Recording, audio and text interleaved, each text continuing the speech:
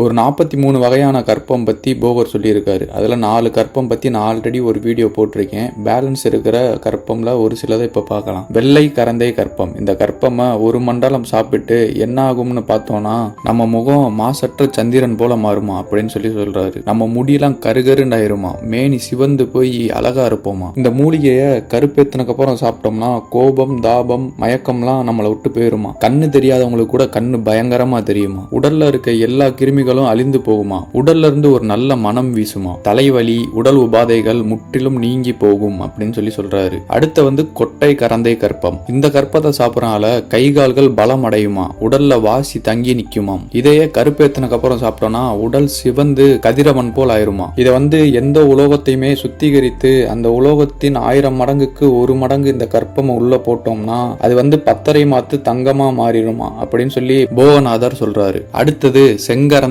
கற்பம். இதை காலாங்கிநாதர் எனக்கு சொன்னாரு அப்படின்னு சொல்லி போகர் சொல்றாரு. இந்த கற்பமை ஒரு மண்டலம் நம்ம உட்கொண்டோம்னா வாசி உடல்ல தங்குமாம், நமக்கு சாவே வராது அப்படின்னு சொல்றாரு. வெள்ளியில 100 பங்குக்கு 1 பங்கு இந்த கற்பத்தை போட்டோம்னா அது பத்தரை மாற்று தங்கமா மாறிடுமா. இந்த தங்கமா மாத்துறதெல்லாம் சித்தர்களுக்கு எதுக்கு அப்படிலாம் கேட்டீங்கன்னா இதை வச்சுதான் ஒரு கற்பம் கரெக்டா இருக்கா இல்லையான்னு சொல்லி டெஸ்ட் பண்ணுவாங்க. அந்த மூலிகையை போட்டு கரெக்டா அது தங்கமா மாறிடுச்சுன்னா அந்த கற்பம் கரெக்டான முறையில செஞ்சிருக்கும், அதை நம்ம உட்கொள்ளலாம் அப்படின்னு சொல்றாரு. ஓகே ஃப்ரெண்ட்ஸ், பேலன்ஸ் இருக்க கற்பம்லாம் அப்கமிங் வீடியோஸ்ல பார்க்கலாம். ஹைலைட்ஸ்ல கற்பம்னு சொல்லி ஒரு பிளேலிஸ்ட் மாதிரி கிரியேட் பண்ணிருக்கேன். அதை ஸ்டார்டிங்ல இருந்து எண்டு வரை பாத்தீங்கன்னா உங்களுக்கு கற்பம் பத்தி ஒரு புரிதல் கிடைக்கும்னு சொல்லி நினைக்கிறேன். இது நம்ம சேனலுக்கு புதுசா வர்றவங்களுக்காண்டி. நம்ம மறுபடியும் மீட் பண்ண நினைச்சீங்கன்னா இப்பவே நம்ம VA பெர்ஸ்பெக்டிவ் பேஜை ஃபாலோ பண்ணிக்கோங்க. வீடியோ பிடிச்சிருந்தா மறக்காம லைக் பண்ணிருங்க. ஓகே நண்பர்களே, இது வரைக்கும் கேட்டதுக்கு நன்றி. நெக்ஸ்ட் வீடியோல மறுபடியும் ஒரு சித்த ரகசியமோட சந்திப்போம். பாய் நண்பா.